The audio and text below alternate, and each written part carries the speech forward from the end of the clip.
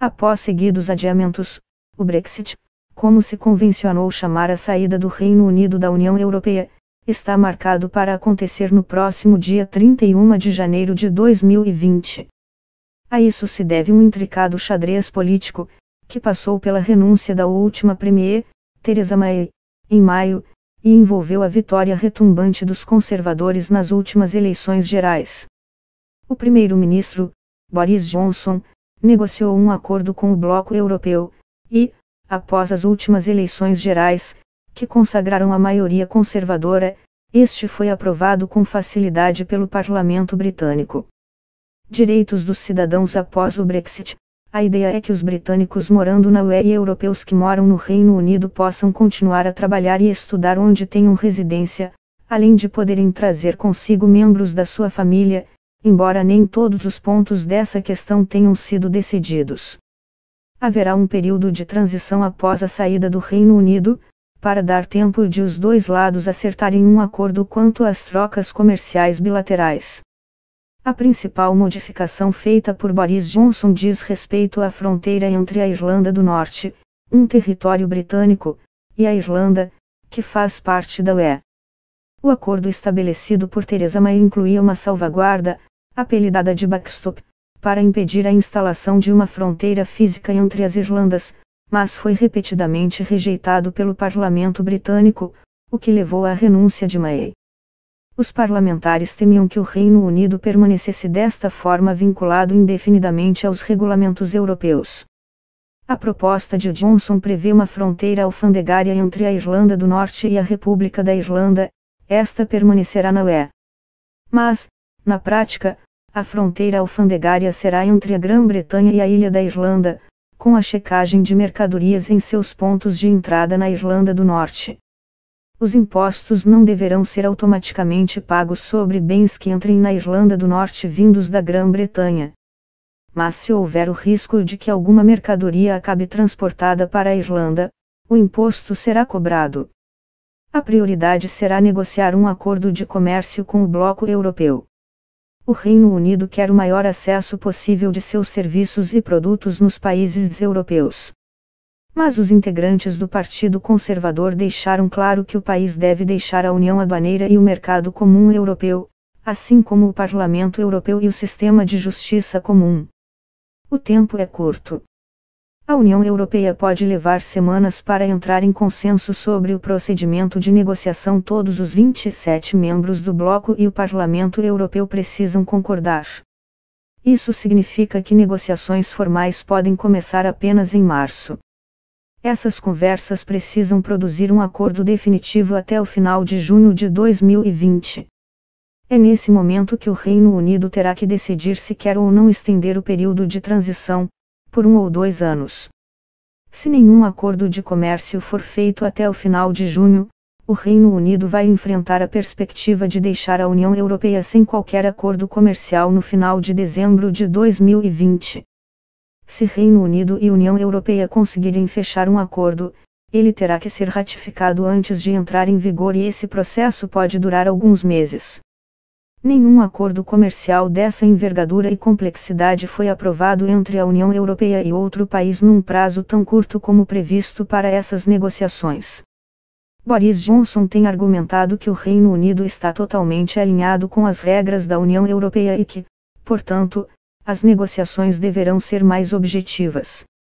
Mas críticos destacam que o Reino Unido quer ter a liberdade de divergir das regras europeias para poder firmar acordos comerciais com países de fora do bloco, o que pode tornar as negociações mais difíceis. Não é apenas um acordo comercial que precisa ser resolvido. O Reino Unido precisa decidir como irá cooperar com a União Europeia em questões relacionadas à segurança e combate ao terrorismo. E ainda há outras dezenas de áreas em que hoje é a cooperação estreita entre o Reino Unido e países europeus. Como o governo britânico vai lidar com essas questões? E decidir sobre tudo isso em menos de um ano? E a briga deve ser dura. Ainda mais agora, depois que o presidente americano, Donald Trump, candidato à reeleição, enfrenta um processo de impeachment. A Câmara dos Representantes, o equivalente à Câmara dos Deputados no Brasil, que tem maioria do Partido Democrata, que faz oposição a Trump, votou pela abertura do processo de impeachment por abuso de poder e obstrução de justiça. O motivo? Investigações indicam que Trump pediu ao governo da Ucrânia que abrisse uma investigação sobre seu adversário político, Joe Biden, e um dos favoritos à indicação democrata para enfrentá-lo nas eleições presidenciais de 2020, e o filho dele, Hunter. Biden foi vice-presidente dos Estados Unidos durante o governo Obama. Mas, diferentemente do que acontece no Brasil, Trump não foi afastado da presidência. A decisão final depende de uma votação no Senado, que tem maioria do partido do presidente, o republicano. Para que Trump perca o mandato, 2/3 dos senadores devem votar a favor disso. Antes de Trump, apenas 2 presidentes enfrentaram processos de impeachment na história dos Estados Unidos, Andrew Johnson e Bill Clinton, mas ambos foram absolvidos. Trump é o primeiro nessa situação que tenta se reeleger à presidência. Na economia, todos os olhos vão estar voltados para os desdobramentos da guerra comercial travada entre as duas maiores potências do mundo, Estados Unidos e China, e nas implicações que isso deve gerar para o restante do mundo. Tudo começou em março de 2018, quando o presidente americano, Donald Trump, impôs tarifas sobre a importação de aço e alumínio chinês. A China retaliou com tarifas sobre produtos americanos, principalmente alimentos. Desde então, milhares de produtos comercializados pelos dois países passaram a pagar mais impostos dos dois lados. Recentemente, China e Estados Unidos confirmaram que chegaram à primeira fase do acordo comercial. Com isso, os dois países vão suspender a aplicação de novas tarifas sobre importações que estavam prestes a entrar em vigor. Mas esse acordo ainda precisa passar por trâmites legais antes de ser assinado. Ele aponta a guerra comercial e o Brexit como fatores que podem levar a uma nova recessão. Segundo especialistas, tensões geopolíticas também podem acabar contribuindo para um novo apocalipse econômico. Um centro de pesquisa do governo sul-coreano suspeita que a Coreia do Norte provavelmente vai tentar desenvolver mísseis intercontinentais com ogivas múltiplas se as negociações fracassarem. Já a guerra civil no Iêmen, que dura 3 anos, não tem data para acabar. O país é um dos mais pobres do mundo árabe. ONGs acreditam que cerca de 85 mil crianças menores de 5 anos morreram até agora por desnutrição. Em 2019, a América Latina entrou em ebulição. A Argentina elegeu um novo presidente, Alberto Fernandes, e uma nova vice-presidente, Cristina Kirchner. Inicialmente celebrado por sua agenda pró-mercado, Macri implementou medidas duras, que provocaram descontentamento de parte de seu próprio eleitorado.